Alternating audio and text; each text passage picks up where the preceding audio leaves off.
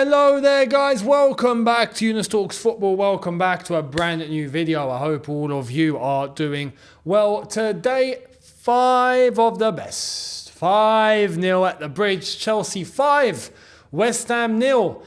And it's so nice to finally be able to go through a weekend or a Sunday, especially on a Sunday, with no heart attacks, no charity FC, no stupidness happening, no hospitals involved, no A&E, nothing. Just peace, good football, great goals, no conceding, clean sheet, 3 points. Thank you very much. It's a rare occasion at Chelsea Football Club for that sort of thing to happen. Very rare. So, enjoy it and embrace it when it arrives. And today, it arrived. Now, we're going to get into the game in terms of the finer details, but I do want to discuss what I think is on everyone's minds. What I think is on everyone's minds right now is, oh my God, we look unbelievable. We're fixed. We look fantastic. We're going to keep this up now. We've turned a corner. We're going to get Europa League. We're going to go on and do a madness. Everyone, I think, will be getting excited. And for what we are seeing, I think rightly so, but don't be fooled for the same mistakes that we've done in the past. I like what I see right now. I want this to continue. It must continue. We've got Nottingham Forest next away. That won't be easy. They beat us at home. We've got Brighton after that away. That won't be easy. We're trying to be like them. So if we were to win those 2 games in the same fashion, playing the same football, with the same system, uninterrupting the starting 11, at that point, we might be onto something in terms of Pochettino and the players. What do I mean by that? It still means that we need to do what we need to do in the summer. We need to do what we need to do in terms of changing the model. We need to do what we're going to do to help the team going forward into next season. If we are going to get good results, for example, let's say, we keep this up. We go into the end of the season. We get Europa League. We've somehow got 6th. We get Europa League. Fantastic. What does that mean? We just keep this, what we've got, and we just ride into it next season? No. We go into the market and we get the players that we need to come in and complement this and add value to this team. Right? That needs to happen. If we don't make it, what needs to happen? Well, we still need to go into the market and bring in experience and bring in quality that we do need to help elevate the levels in the team. This is also going to determine the future of Pochettino. Let's be honest. I have to be real, and I said this on the watch-along.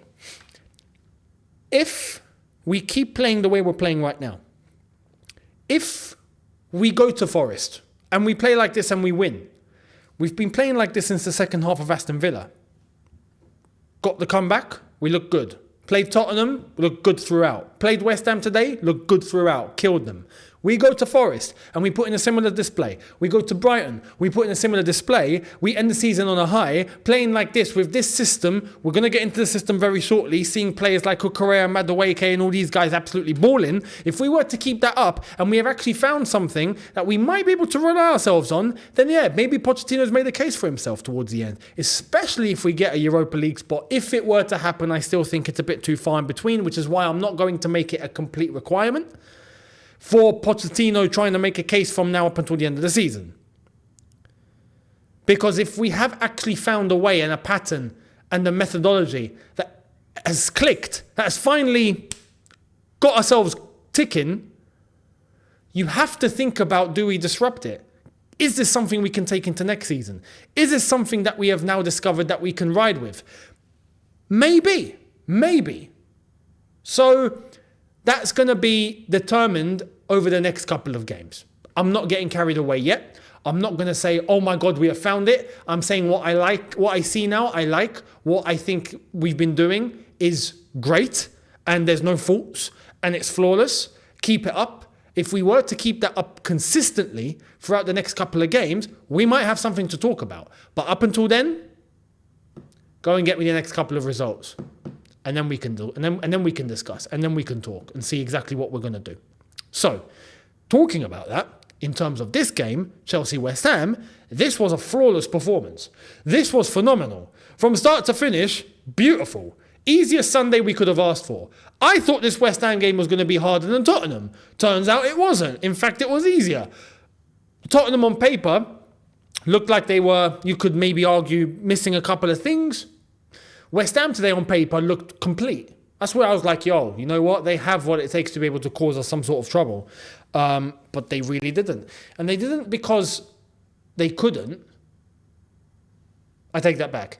They didn't because they just fell off and done absolutely nothing. They didn't because we didn't allow them to. They didn't because we stopped them. And we played our football beautifully. And we incorporated the same system that worked for us against Tottenham, and it worked wonders again. This is where we got something to talk about, and we got something to start on, which is the Cucurella role. This Cucurella role is just... We done it in pre-season, if you remember, trying to invert the fullbacks and bring them into central midfield, and we're doing it on both flanks. We were doing it with our left back and we were doing it with right back. If you remember with Gusto, and Pochettino was constantly telling him to cut inside, invert and add to the midfield. We were doing that consistently throughout pre-season and we looked good. And then it came to day one of the Premier League season and we stopped. And we've not seen it since then. Now we're doing it with Cucurella and it's working wonders. Keep it, please. Keep it, please. Because when that happens, we turn to a back three. And when we turn to a back three and we've got Cucurella midfield, it allows, whether it's Gallagher or Palmer or whoever, to be able to advance and combine with each other in a more advanced phase of the pitch. It compensates for having to try and keep someone next to Caicedo. It adds an extra attacker and it allows more bodies going forward. And what's good with this role is Cucurella is also able to get himself back into position in time. There's not much ground to cover. He gets back into his left back role and he's able to defend. So you're not really losing much, but you've got so much to gain. I'm actually shocked that it took us this long to jump straight back into it when it was working for us in pre-season and we've not really gone to it since. So, Poch, keep it. And this is also one of the things why I'm saying what I'm saying, that if we were to get the next few results in through the door in this sort of fashion, and Pochettino's using this system and it's working and it's clicking and we've got something to build on, well, yeah, we've got an argument to have in terms of what we do next season and what we do this summer with Pochettino. So with Cucurella, fantastic. Beautiful. Again, contender for man of the match. And in normal circumstances, I would give him man of the match, but I'm not going to give him man of the match. Although I think he's on par with who was man of the match today. Even though I think the actual man of the match award was given to Cucurella today. I think it was given to him. But for me, it's Madueke. Madueke today was... And not just on the ball, on the floor, which is what we already...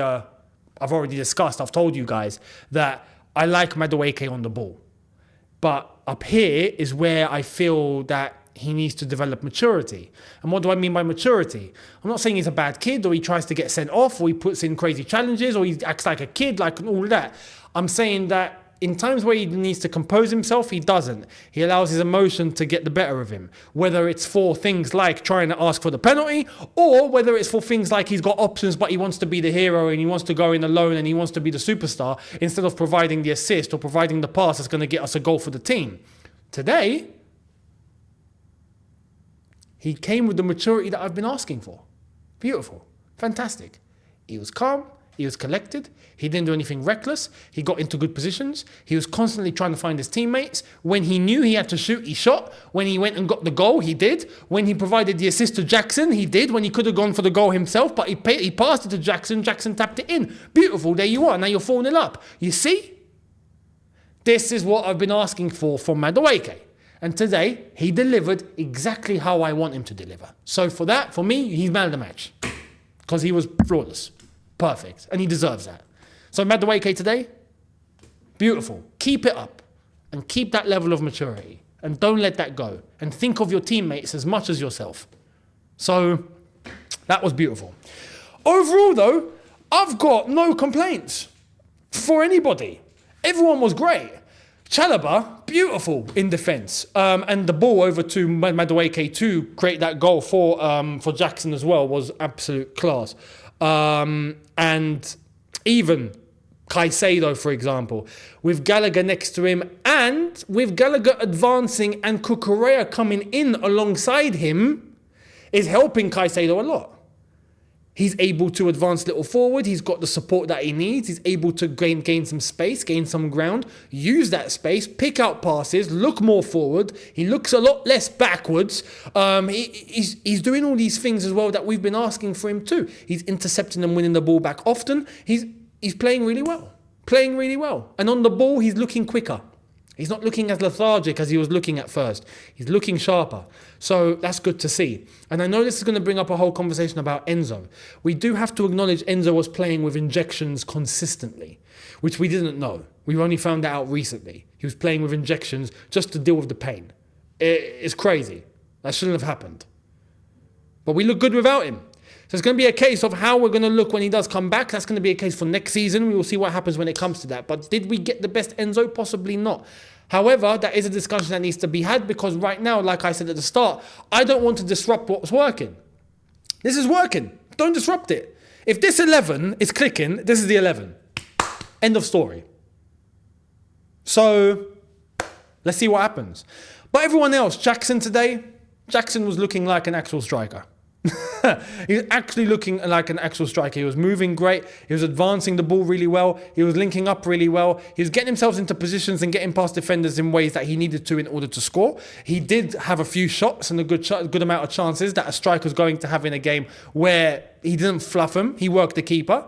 And he got himself a brace. One was obviously the goal by Madueke where he managed to get the ball from Madueke and tap it in. But he put himself in that position and that was great of him. And his second goal was a proper striker's goal. Caicedo threw ball into Jackson, great run, onside, on the limit, literally reading the line exactly how he needs to read it consistently, gets in on goal, and instead of going into the far corner, which is where I thought he was going to place it, and I'm not going to lie, if I was a striker, I would have tried to look at the far corner in advance whilst I could see there was a gap to put it there, because that's normally the hardest place for the goalkeeper to try and reach.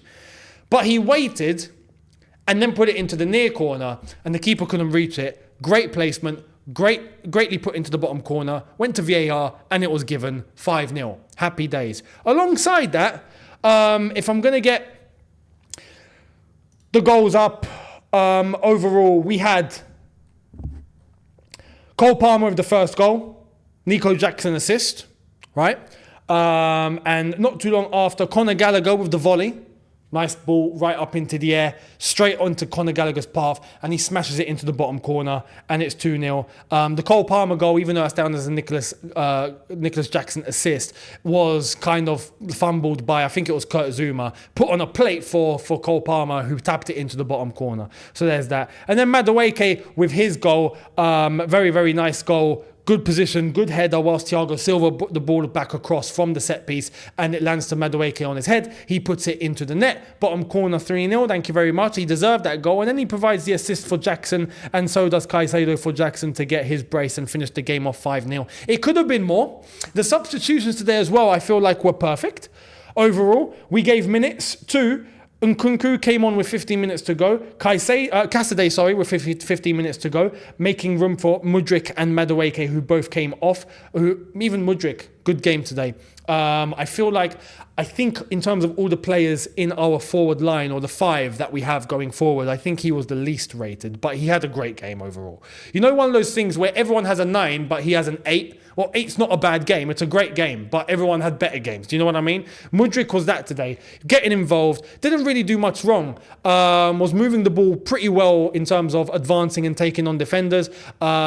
I only remember him a couple of times in the first half losing the ball when trying to take on defenders and he got it nabbed off him. But overall, after that, just like Madueke, to be honest, was dangerous, was moving the ball, was advancing into good spaces, and was offering an outlet, and was able to cut the ball inside quite a few occasions and getting the ball to Jackson, who was, working the keeper, and he did get 2 goals in the end. So you can't fault Jackson working the keeper the amount of times he did, when in the end he got himself 2 goals.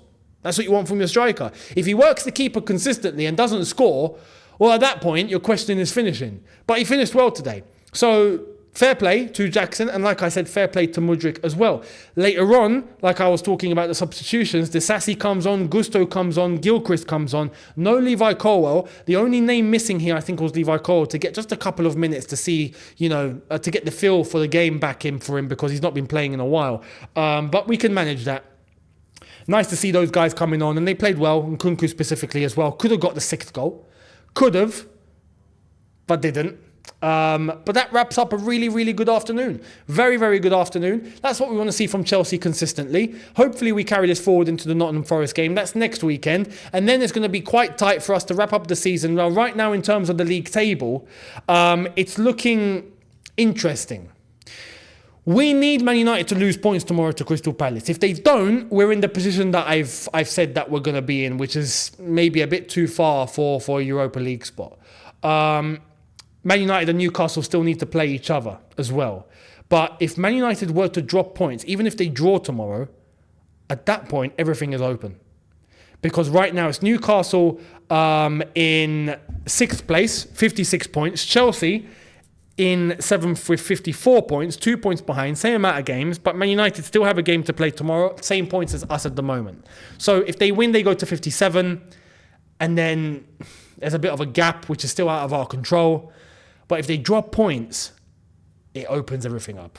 For 6th, it opens everything up. So we will be watching the Crystal Palace game tomorrow. Hopefully, Palace do us a favour.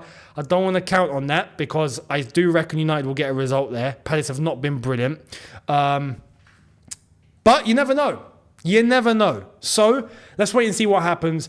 And then obviously we will be able to pay attention to our games. Forest, Brighton, Bournemouth. They're not going to be easy as well. So we can't drop points either. This is why I'm looking a lot less at the others. I'm looking more at us. Are we going to win all those games? Well, if we do, I think we're getting 6th. But I don't think we will. I don't think we're winning all those games. I think we're going to be drawing a number of them. Let's wait and see though, because I said we draw today against West Ham and we won 5-0. It's up to Chelsea now. Have we found, the question is to end this video, have we found a system and a way that we can now move forward with? I want to see it the next couple of games. Nottingham Forest and specifically Brighton at the Amex. If we done Brighton at Brighton, right? If we do a number on them at their ground, to them, whilst we've been trying to emulate them for all this flipping time, well maybe, and we make Tony Blue maybe cry at night, maybe we can start talking about where we're heading in terms of the team and how we're playing our football under Pochettino. But till then, I'm not budging. Although, I do have to say, I like what I see. And let's keep it up and let's keep this going. So, credit to the players today, credit to Pochettino, credit to everyone involved, and let's move on to Nottingham Forest and see what we can do. Let me know your thoughts down below, much appreciated. Let me know your comments on your thoughts of today's game and how we played and how we executed this, your thoughts of us going forward as well, and I will catch all of you tomorrow for a brand new video as always. So I'll see all of you then. Thank you all so much for watching, and I'll catch you tomorrow. In a bit, people, take care and peace.